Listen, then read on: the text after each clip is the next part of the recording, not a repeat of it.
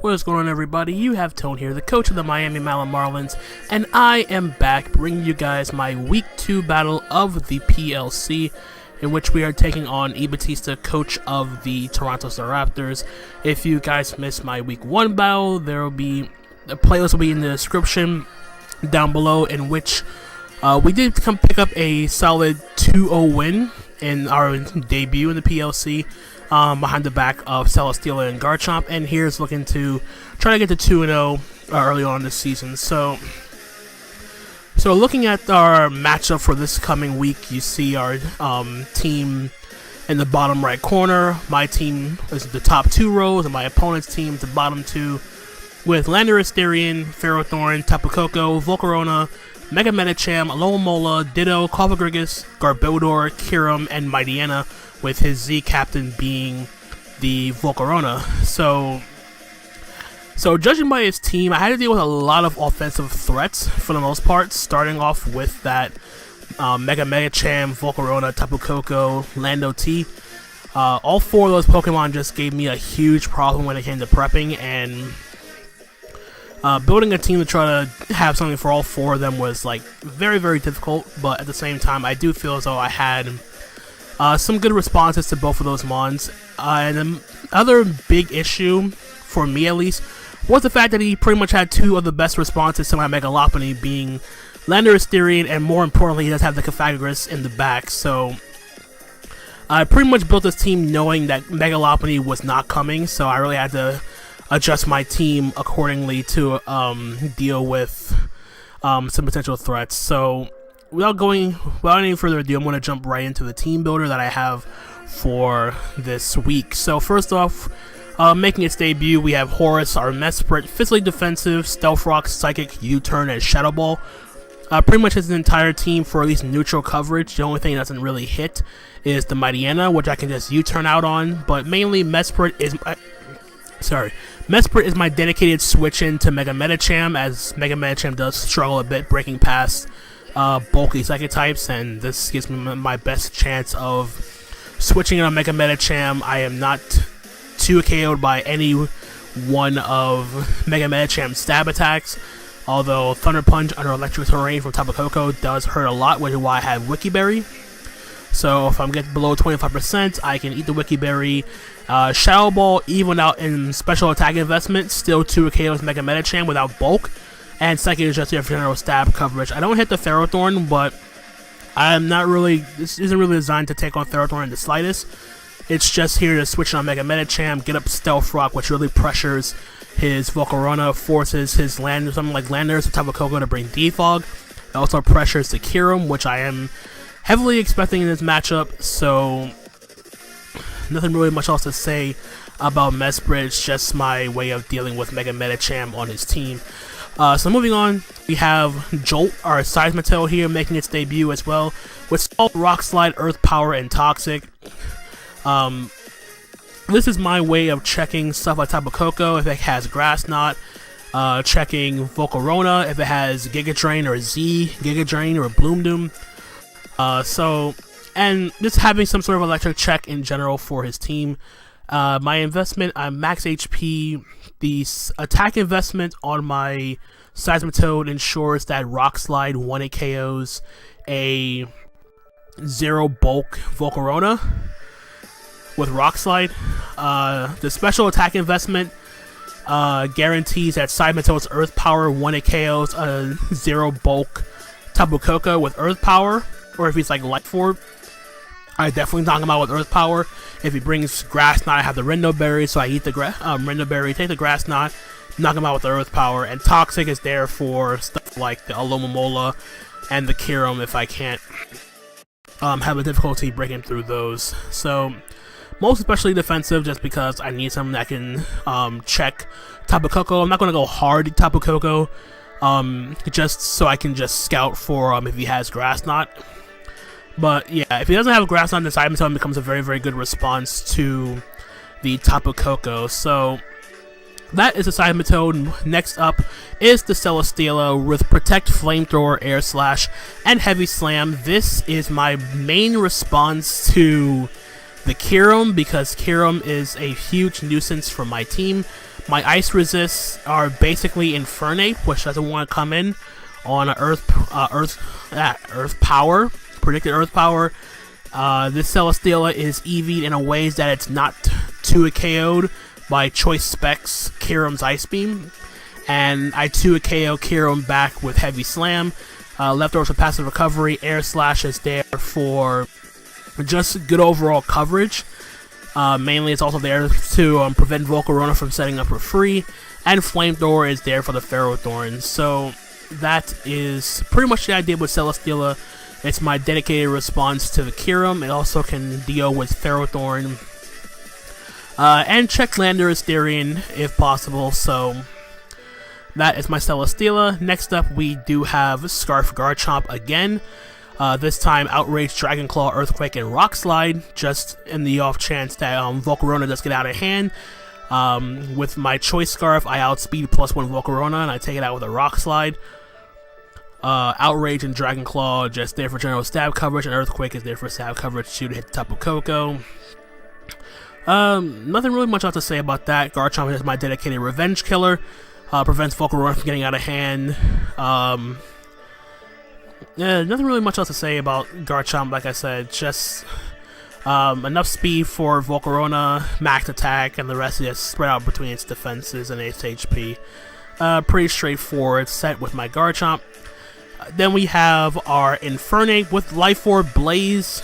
Although this was supposed to be this was an error on my part. I forgot to change it in the battle. My Infernape was supposed to be Iron Fist. I didn't need Blaze because my only attack is Fire Blast, and Fire Blast already does a crap ton of damage. Even though I'm not running that much investment in my special attack, I do have some. It's mainly only here for Ferrothorn, as I didn't want to run Fire Punch or Flare Blitz because I didn't want to hit the necessary Iron Barb's damage if he's rocking Helmet. That could be an issue. So, especially considering I'm also running Life Orb too to get the extra pop out of my attacks. So, Fire Blast for the Ferrothorn, Close Combat hits the Kyurem, Thunder Punch is for the Alomomola, and Rock Slide for the Volcarona. So, max attack, enough speed for Volcarona, and the rest in special attack to boost the power of Fire Blast. And last, what we have is our Rotom-Mow. This is my first response to the Tapu Koko with the Ayapapa Berry, Thunderbolt, Volt Switch, Hidden Power Ice, and Defog. It's pretty much the same set I brought last week. The only exception is, like I said, I'm not Choice Scarf. I am Ayapapa Berry. This is my first response to Tapu Koko to scout and see if he does have Grass Knot. It can take Thunderbolt, and then if I get weakened, I have Ayapapa Berry to get back some of my health. If he does have U-Turn, which I do expect, just because I have double ground types, then so be it. But my coverage is very straightforward. Defog is just there so that way Hazard Stack doesn't get too out of hand. Thunderbolt and Volt Switch just there for general stab coverage and pressures as a Lomomola, and Hidden Power Ice for the Landorus. So I don't want to give that a free switching or a free setup if he does bring like a Sword Stance or a Rock Polish set. I don't want him to set up for free in front of my Rotom-Mow. So yeah, that's the team builder for this week. It is a bit rushed, and you'll see why in a minute, because we actually had to play this match on Showdown because my opponent had some issues getting his team on Wi-Fi. So hopefully this will be the only instance where we have to battle on Showdown. But that's pretty much it for the team builder. We're just going to jump right into the battle, and you're going to see that my opponent decided to bring Tapu Koko, Alomomola, Landorus Therian, Ferrothorn, Volcarona, and Mightyena. The Mightyena surprised me a lot. I did not build my team with the idea that Mightyena was a threat. I was more surprised though that he did not bring Kyurem. So my Celesteela's usefulness in this battle is kind of limited, as opposed to just checking Lando and the Ferrothorn. The other thing to notice that is I do not have much. My team doesn't have really a win con in this game. I just have some hard-hitting attackers and some stuff I can switch in on his offensive threats.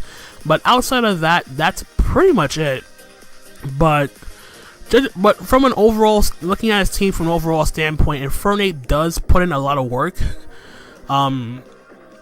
considering close combat, the Mightyena, Rock Slide, the Volcarona, Fire Blast for the Ferrothorn. If his Landorus is like a max HP, max defense, Rocky Helmet Lando T for my Megalopony, then Fire Blast is going to do a lot of damage. I have Thunder Punch for the Alomomola, and Tapu Koko wants to try to switch in, predicting a close combat with my Infernape.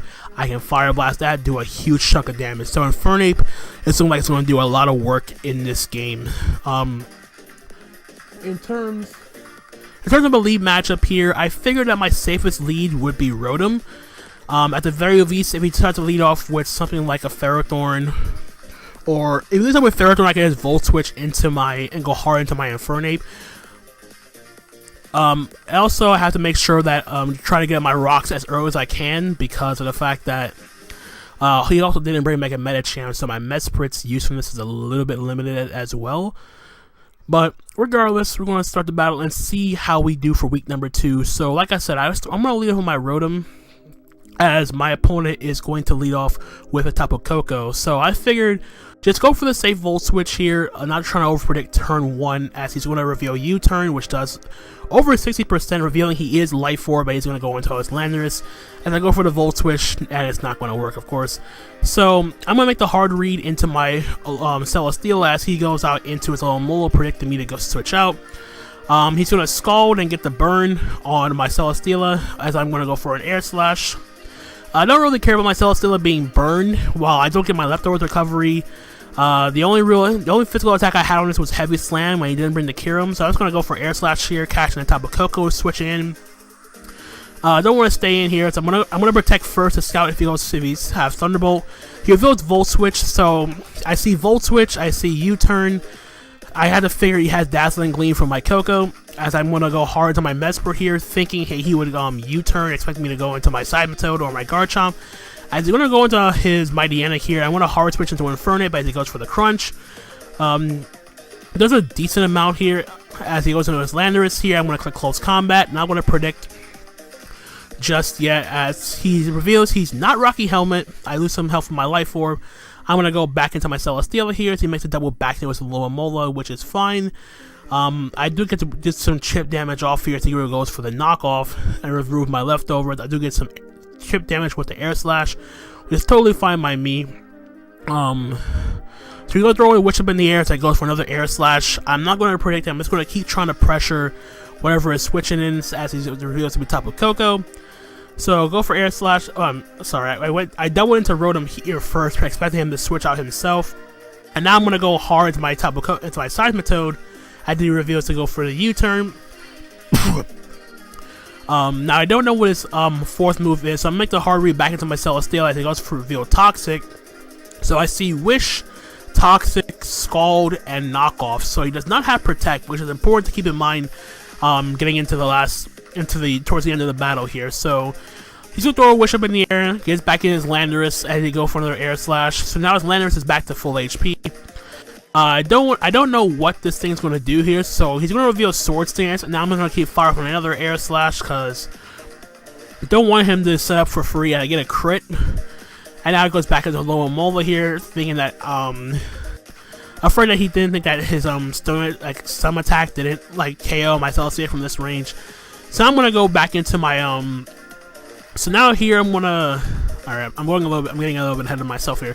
So I go into my Rotom here as he goes for the Wish.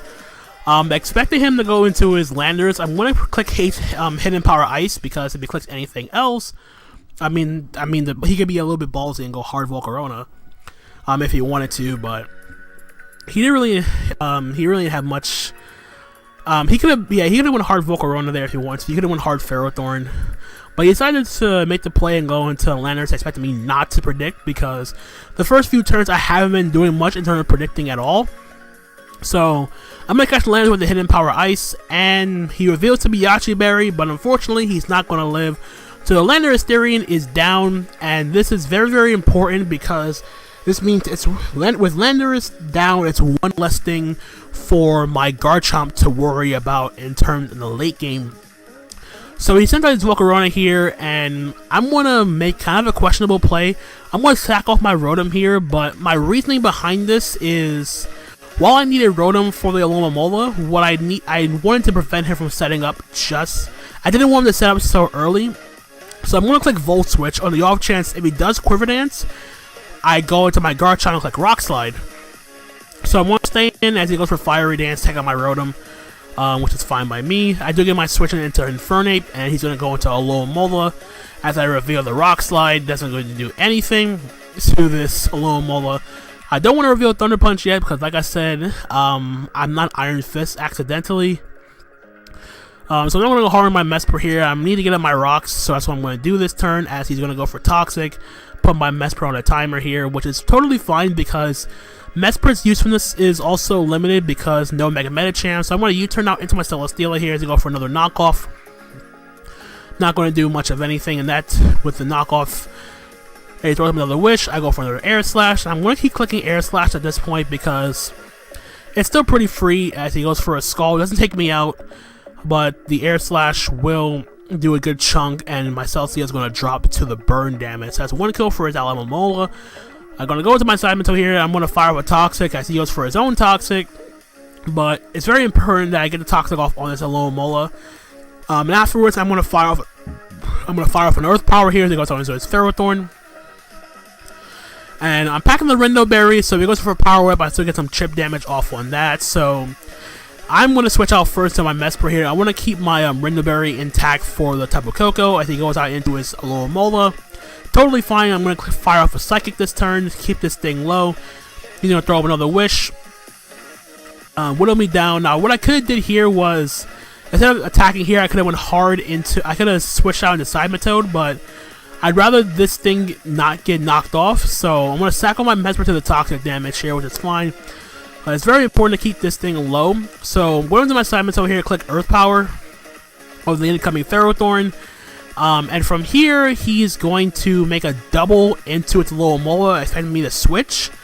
I'm going to keep clicking Earth Power here because I'm already on a timer. I won't live Grass Knot from a Tapu Koko even with my current HP. So now he makes a triple switch into Mightyena, and I'm not switching out because I need Infernape, but I need Garchomp at high health. Now I'm going to switch out into my Infernape as he goes for the Sucker Punch, which kind of didn't make any sense because I was already faster. So I'm going to go for Fire Blast here, do connect, take out the Mightyena, which I'm happy about. In comes the Alomomola here. I'm going to go for a Thunder Punch here. It does a good chunk of damage. If I was Iron Fist, I probably would have knocked it out, but I'm not sure. And here was the another aspect of the match was he's gonna throw up a Wish. We've been in this situation before with the Landorus. So what I'm going to do is, expecting him to preserve the Alomomola because he needs Alomomola for my Garchomp, I'm going to click Fire Blast because I lose nothing by doing so. So he's going to go hard to his Ferrothorn. I'm like, yes, I can take out the Ferrothorn. That's great. But I miss. So now he's back at full.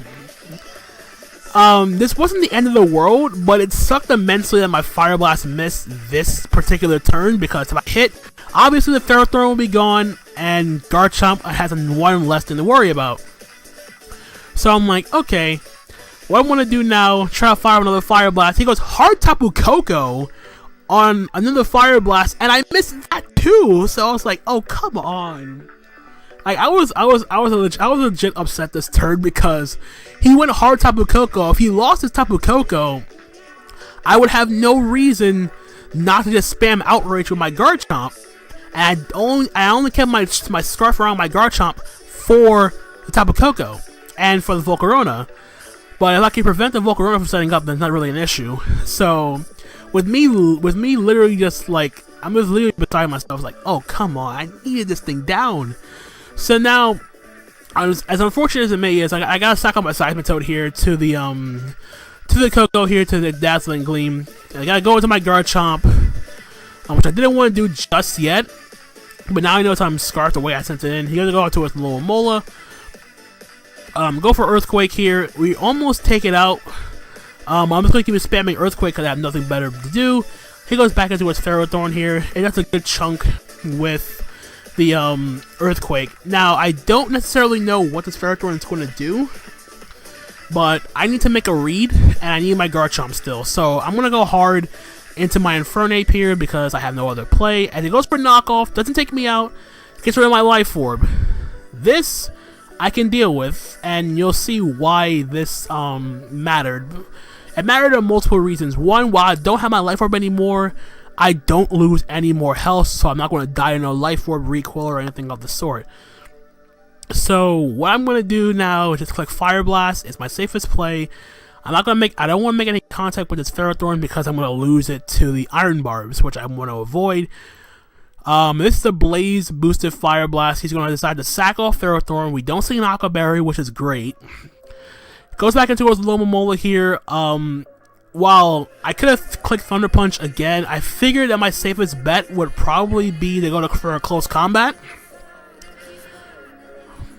We don't take it out, he lives on 2%, and he's going to go for a Wish. Now, the thing is, with that play, I honestly think he should have attacked my Infernape this particular turn. Like, I think he had like 2 opportunities to attack Infernape with the Alomomola, and he passed them both up. Like, in this instance, if he sacked off, if he went for Scald this turn, I go into my Garchomp, he would sack off Volcarona, get back in his Alomomola, double into Koko, sack that off, and Alomomola would have stalled on my Garchomp, he would potentially have won 1-0. But because he went for Wish this turn, I'm going to click Fire Blast here because I lose nothing by doing so. He goes hard Tapu Koko again, but this time we are going to connect the Fire Blast, and Tapu Koko is going to drop. So now back onto the Alomomola, I'm just going to click. I should have clicked Thunder Punch here to show it was electric terrain boosted and all that thing. Close combat takes out the Alomomola. Last Pokemon Volcarona. I click Rock Slide. We don't see Charty Berry, and that is going to be the game. So we picked up a 2-0 win. In a very, very odd game, in my opinion, because this easily could have been a 1-0 loss. Like, Alomomola was definitely the win con. This is just my own personal opinion. This is nothing against my opponent. I just feel as though that if he attacked Infernape the turn he went for Wish, he definitely would have won. Because all I had left was my Garchomp. He would have, like I said, he would have doubled.